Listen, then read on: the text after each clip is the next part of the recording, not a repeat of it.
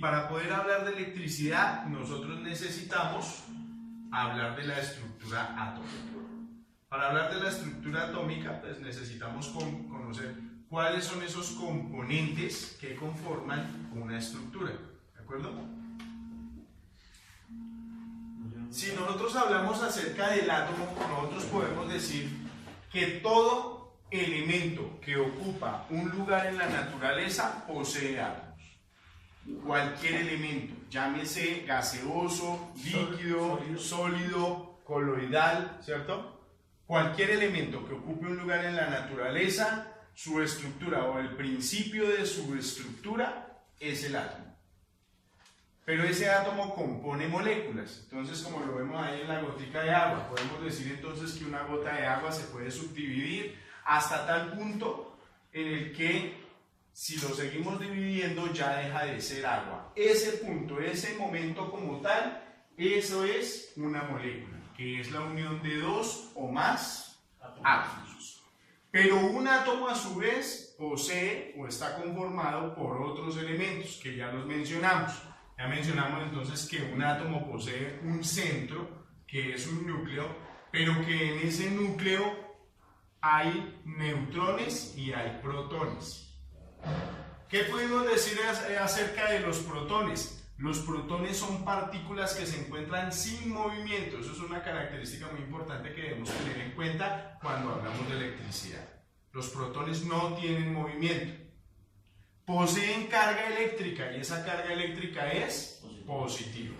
¿Sí? Y se encuentran ahí quieticos junto con los neutrones. ¿Quiénes son los neutrones? Otras partículas que se encuentran también en el núcleo del átomo. También poseen una carga eléctrica, pero es neutra, ¿sí? Y tampoco tienen movimiento.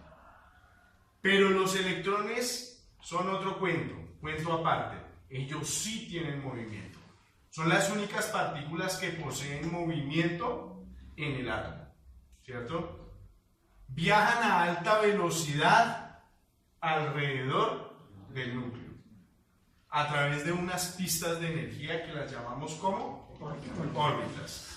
Y esas órbitas, como tal, se pueden encontrar en diferentes niveles. Entonces, en las representaciones gráficas que nosotros hacemos, las órbitas las representamos con elipses y podemos ver unas que están más cerca del núcleo y otras un poco más alejadas del núcleo. ¿Para qué nos interesa eso? Para identificar un tipo de electrones. Es decir, un átomo puede tener dos tipos de electrones. Entonces hay unos electrones que se encuentran muy cerca, como este, muy cerca del núcleo.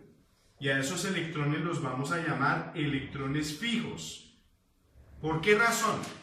Porque el núcleo del átomo cumple una función de atracción muy similar a la fuerza que ejerce el centro de la Tierra sobre nosotros. ¿Qué hace el centro de la Tierra? ¿Qué fuerza genera? ¿Cómo se llama la fuerza? Gravedad. Gravedad. ¿Qué permite la gravedad? La gravedad permite que nosotros estemos ahí atraídos hacia el centro de la Tierra. Una fuerza similar, no estoy diciendo que sea la misma, una fuerza similar es la que representa el núcleo frente a lo que son los electrones. Los mantiene atados, los mantiene con una fuerza de atracción formando esa estructura. Pero esa fuerza es mayor para los electrones que se encuentran más cerquita. La fuerza de atracción es más fuerte. Les llamamos electrones fijos porque esos electrones difícilmente pueden alejarse del átomo. No se pueden ir de la casa. Ellos están siempre ahí. Por eso les llamamos electrones fijos. Pero hay otro tipo de electrones como este que se encuentra un poco más alejado. A ese electrón lo llamamos electrón libre. Se encuentra en órbitas que están un poco más alejadas del núcleo. Al encontrarse más alejadas del núcleo, la fuerza de atracción que ejerce el núcleo pues es un poco menor. Si yo le aplico una fuerza a ese electrón, el electrón se puede ir de la casa. Es decir, ese electrón se puede ir del átomo, se puede perder, ¿sí? ¿Por qué nos interesa saber eso? Porque gracias a los electrones libres es que se produce ¿qué?